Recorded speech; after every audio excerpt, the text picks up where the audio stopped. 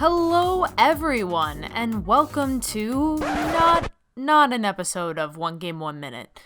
This is weird. Well, on the final day of June and last official day of Pride Month, I thought I would post some of my favorite games that discussed LGBT themes or had LGBT characters. These are games that I've played and are not all recently made. Also, they're not ranked in any particular order, so without further ado, here are my top 5 personal favorites. Number 1, coming out on top. If you want to talk about gay visual novels, you have to bring up Coming Out on Top.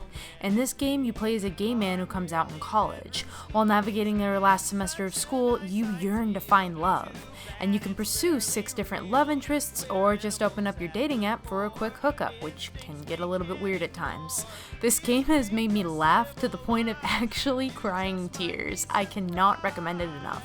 You can get Coming Out on Top on Steam now. Number 2, Always Sometimes Monsters. This is an RPG where you're trying to win back the love of your life, who is about to get married. Your goal is to win them back by traveling across the country. Only problem is, you're broke, so you're gonna have to get creative about getting there. You can play as a girl or a boy, and your love interest can be a girl or a boy as well. You can get Always Sometimes Monsters on Steam, and if you like it, you can play the sequel, which is scheduled to release in 2020. Good thing that there are multiple playthroughs possible in the first game. Number 3, Life is Strange, the first game.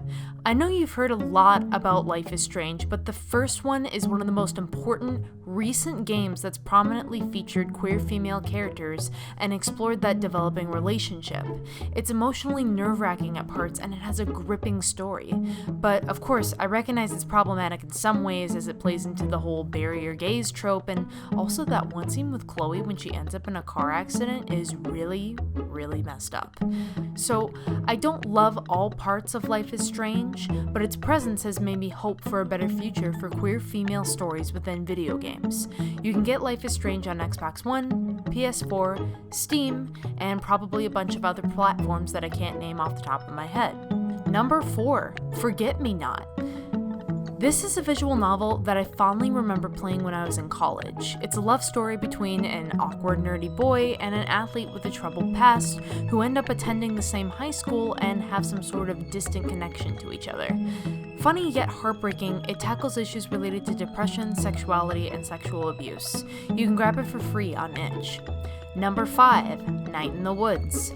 Night in the Woods is awesome for many reasons. So, for one, it provides an excellent insight into the realities of a struggling community that's being left behind, and it's one of very few games that tries to address mental health issues without demonizing those impacted by them. It features 2 queer characters, May and Greg. I mean, I shouldn't have to say this, but obviously, Greg rules, okay? Thank you all so much for watching the Pride Month episodes of One Game, 1 Minute. I hope you enjoyed all of them and had a chance to play some of the games. I'm so happy to be able to support members of my community, the LGBT community, and talk about your really awesome projects. I also want to say that Pride isn't just limited to a month, and we should be celebrating each other all year round. So there may be some other queer games that come out after this that I'll cover for this channel. But once again, thank you so much for watching. I hope you'll like, share, and subscribe, and I hope to see you for the next episode of One Game, 1 Minute. Till next time.